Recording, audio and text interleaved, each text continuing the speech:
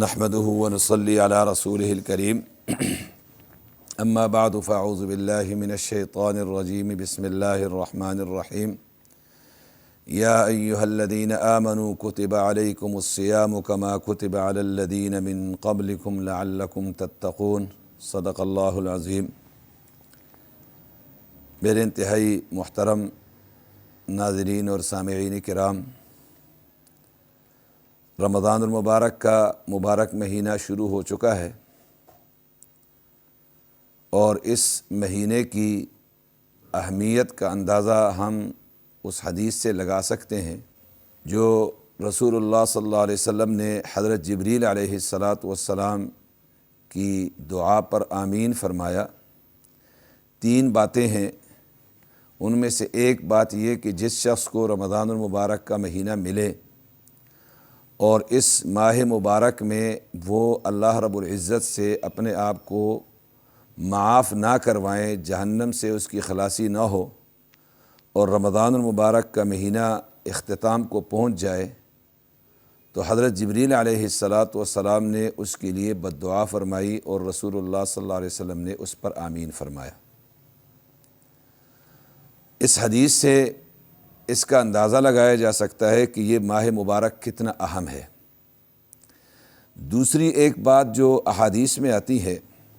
کہ رسول اللہ صلی اللہ علیہ وسلم رجب اور شعبان کے مہینے میں دعا فرمایا کرتے تھے، اللہم بارک لنا فی رجب و شعبان وبلغنا رمضان۔ اب میں یہ سمجھتا ہوں کہ یہ 2 مہینے گویا استقبال رمضان کے مہینے ہیں، اور اس میں رسول اللہ صلی اللہ علیہ وسلم نے خود بھی یہ دعا مانگی، امت کے لیے بھی اس کی تلقین ہے۔ تو اب جس مہینے کی آمد سے پہلے 2 مہینے جناب رسول اللہ صلی اللہ علیہ وسلم خود بھی یہ برکت والے کلمات ادا فرما رہے ہیں اور برکت کی دعائیں مانگ رہے ہیں، اور ہم سب کے لیے حکم بھی ہے۔ اس سے اندازہ لگایا جا سکتا ہے کہ یہ ماہ مبارک اللہ رب العزت کے ہاں کتنا اہم ہے۔ اس پر مزید اور بھی اہمیت کے حوالے سے رمضان المبارک کے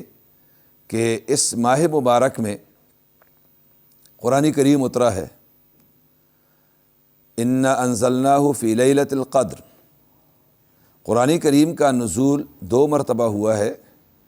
ایک مرتبہ آسمانی دنیا پر بیت العزہ بیت المعمور پر، اور پھر 23 سال جناب رسول اللہ صلی اللہ علیہ وسلم کے اوپر تدریجاً یہ قرآن کریم اللہ رب العزت نے اتارا ہے۔ یہ دونوں نزول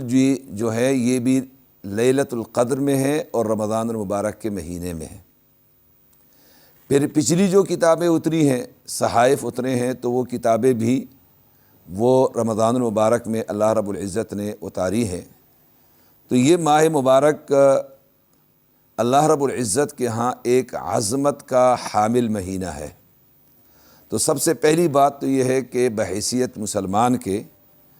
اس مبارک مہینے کو اہمیت کا حامل مہینہ سمجھنا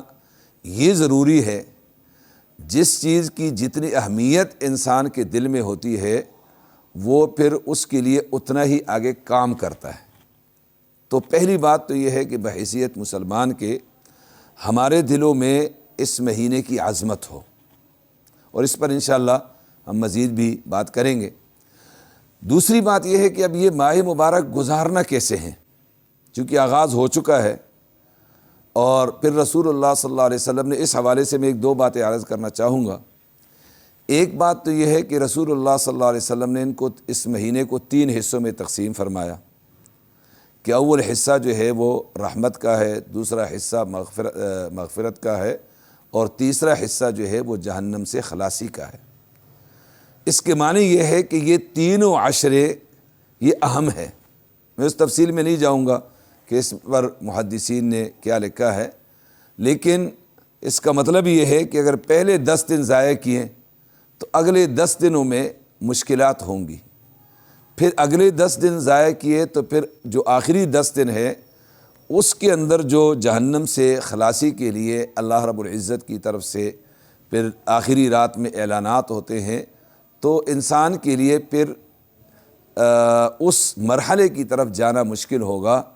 تو اب ان مراحل سے گزر کر کے وہ جہنم کے خلاصی کے مرحلے اور پھر رمضان المبارک کی آخری رات میں انشاءاللہ اس پر بات کریں گے آئندہ کسی ویڈیو میں،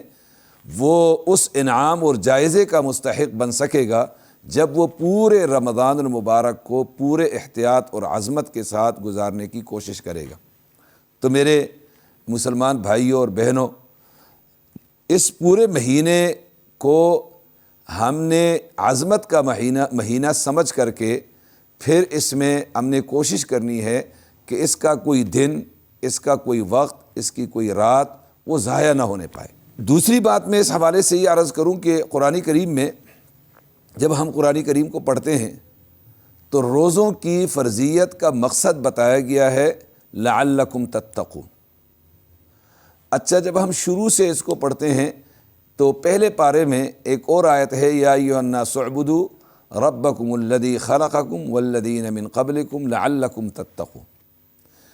مختلف عبادات میں حج کو جب پڑھتے ہیں تو حج میں بھی یہی بات ہے کہ بہترین زاد راہ حج میں وہ تقوی ہے۔ تو روزوں کی فرضیت کا، حج کا، عبادت کا اور حقوق العباد کا، اس کا مقصد یہ ہے کہ انسان کے اندر تقوی اور پرہیزگاری پیدا ہو جائے۔ اب یہ چونکہ پورا مہینہ انسان اللہ رب العزت کو راضی کرنے کی کوشش کرے گا تو پھر اس کی زندگی میں تقوی کی صفت پیدا ہوگی، اس کا دل جو ہے تقوی کے نور سے منور ہوگا۔ اور اگر یہ اس انتظار میں رہیں کہ جی کل کر لیں گے اور پھر پرسوں کر لیں گے اور پھر اگلے عشرے میں کر لیں گے، اور آخری عشرے کی طرف جو ہے شیطان بہت زیادہ دلوں پہ زور ڈالتا ہے کہ آخری عشرہ تو بہت ہی اہم ہے، اس میں کر لیں گے، تو میرے بھائیوں، گناہوں کی نحوست کا اثر پڑتا ہے۔ تو اگر شروع سے ہماری ترتیب بنی ہوئی نہیں ہوگی تو آگے چل کر کے پھر رمضان المبارک کے برکات اور اس کی رحمتوں کو حاصل کرنا مشکل ہوگا۔ تو اس لیے رمضان المبارک کے مہینے کو جو ہم نے گزارنا ہے وہ اس نتیجے کو حاصل کرنے کی نیت سے گزارنا ہے کہ میری زندگی میں تقوی اور پرہیزگاری پیدا ہو جائے۔ اور تقوی اور پرہیزگاری پیدا ہونے کے لیے ایک عبادات ہے کہ اللہ رب العزت کی طرف سے جو عبادات ہے اس پر آدمی کریں، حقوق العباد کا خیال رکھیں۔ اور اس کے ساتھ یہ ہے رمضان المبارک کا مہینہ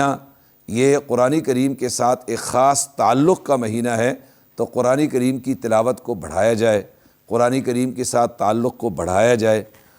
اور ایک چیز جو ہے، دیکھیے دو چیزیں ہوتی ہیں، ایک ہوتا ہے تحلیہ اور ایک ہے تخلیہ۔ تحلیہ کے معنی کہ عبادات سے آدمی اپنے آپ کو منور کرے، اپنے دل کو منور کرے، اور تخلیہ یہ ہے کہ انسان اپنے دل کو، اپنے جسم کو، اپنے ظاہر اور باطن کو گناہوں سے پاک کرے۔ یہ بھی بڑی اہم بات ہے کہ ہم روزہ تو رکھ لیتے ہیں، گناہوں سے اجتناب نہیں کرتے، غیبت سے اجتناب نہیں کرتے، ہم چغل خوری سے اجتناب نہیں کرتے، ہم حرام کھانے سے اجتناب نہیں کرتے۔ تو رسول اللہ صلی اللہ علیہ وسلم نے فرمایا من لم يدع قول الزور والعمل به فلیس للہ حاجۃ فی ان یدع طعامہ وشرابہ، کہ جو شخص جھوٹی بات من لم يدع قول الزور والعمل به اور اس پر عمل کرنے کو وہ چھوڑتا نہیں ہے تو اس شخص کے روزے کی اللہ کو کوئی ضرورت نہیں ہے۔ تو یہ کام بھی پورے رمضان المبارک میں، اور نیت اس کی کیا ہو، صرف رمضان کی نیت نہ ہو بلکہ نیت یہ ہو کہ رمضان المبارک کا یہ مبارک مہینہ اللہ تعالیٰ نے مجھے نصیب فرمایا، اس میں مشق کروں گا، اور پھر اس بات کو کہ عبادات سے میرا ظاہر اور باطن آراستہ ہو، اور گناہوں سے میرا ظاہر اور میرا باطن جو ہے وہ پاک ہو، یہ مرتے دم تک انشاءاللہ اس کے اوپر عمل کروں گا۔ تو انشاءاللہ اللہ تعالیٰ کی ذات سے امید ہے کہ اللہ تعالیٰ اس رمضان المبارک کو آئندہ آنے والی پوری زندگی کے بدلنے کا اللہ رب العزت اس کو ذریعہ بنا دیں گے۔ ایک بہت بڑا عمل جو رمضان المبارک کے مہینے اور وہ پورے انسان کی زندگی میں ہونا چاہیے وہ ہے نظام الاوقات کا تعین ہے۔ ہمارے مسلمانوں میں ایک مسئلہ ہوا ہے کہ ہم ایسے ہی بس چل چلاؤ والی زندگی کو گزار رہے ہوتے ہیں۔ حضرت تھانوی رحمہ اللہ اس حوالے سے بہت زیادہ مشہور ہے، اور اس زمانے میں بھی ہمارے شیخ الاسلام حضرت مفتی تقی عثمانی صاحب اور حضرات جو کام کر رہے ہیں، وہ اپنی زندگی کو نظام الاوقات میں مربوط کر کے زندگی گزار رہے ہیں، اور اس کا نتیجہ یہ ہوتا ہے کہ پھر اللہ تعالیٰ تھوڑے وقت میں بہت برکت دے کر کے انسان کو آگے اللہ تعالیٰ کام کرنے کی توفیق عطا فرماتے ہیں۔ تو نظام الاوقات بنا لینا چاہیے کہ میں نے سونا اس ٹائم پر ہے، میں نے اٹھنا اس ٹائم پر ہے، دفاتر میں اگر جانا ہے، ملازمت ہیں اور کام ہیں، تو ان سارے کاموں کو مرتب کر کے پھر اس کے لیے میں نے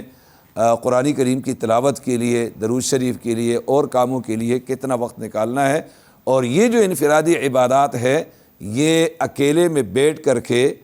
اگر درود شریف ہم پڑھ رہے ہیں، جناب رسول اللہ صلی اللہ علیہ وسلم کی عظمت اور محبت دل میں ہو، اور آدمی اکیلے بیٹھ کر کے وہ پڑھتا رہے، اور کچھ دنوں کے بعد پھر وہ دیکھے کہ اس کے دل کی نورانیت میں کتنا اضافہ ہوتا ہے۔ قرآن کریم کی اگر تلاوت کر رہے ہیں اکیلے میں بیٹھ کر کے، اللہ کی عظمت کو دل میں لا کر کے کہ یہ میرے اس عظیم رب کا کلام ہے، مجھے اس کے پڑھنے کے لیے کہا گیا اور میں اس کو پڑھ رہا ہوں، اللہ کی عظمت دل میں ہو اور قرآن کریم کی عظمت دل میں ہو، پھر آدمی تلاوت کرے اور غور و فکر کے ساتھ کریں، یہ کچھ دنوں کے بعد پھر جا کر کے اپنے دل کو اندر سے ٹٹولیں، یہ انشاءاللہ محسوس کرے گا کہ میرا دل ایمانی نور سے کتنا یہ اس میں اضافہ ہوا ہے اور کتنا یہ آگے بڑھا ہے۔ تو یوں زندگی اگر گزاری جائے گی اور بالخصوص یہ ماہ مبارک گزارا جائے گا، تو انشاءاللہ اللہ رب العزت کی ذات سے امید ہے کہ ہم اللہ رب العزت کو راضی کرنے میں جو ہماری ذمہ داری ہے کامیاب بھی ہوں گے، اللہ تعالیٰ کی رحمتیں برکتیں بھی حاصل کر سکیں گے۔ اللہ رب العزت ہم سب کو جو قرآن و اصول حدیث میں اصول بتائے گئے ہیں اس کے مطابق اپنی زندگی کو اور بالخصوص اس رمضان المبارک کو گزارنے کی توفیق عطا فرمائے۔ وآخر دعوانا ان الحمد للہ رب العالمین۔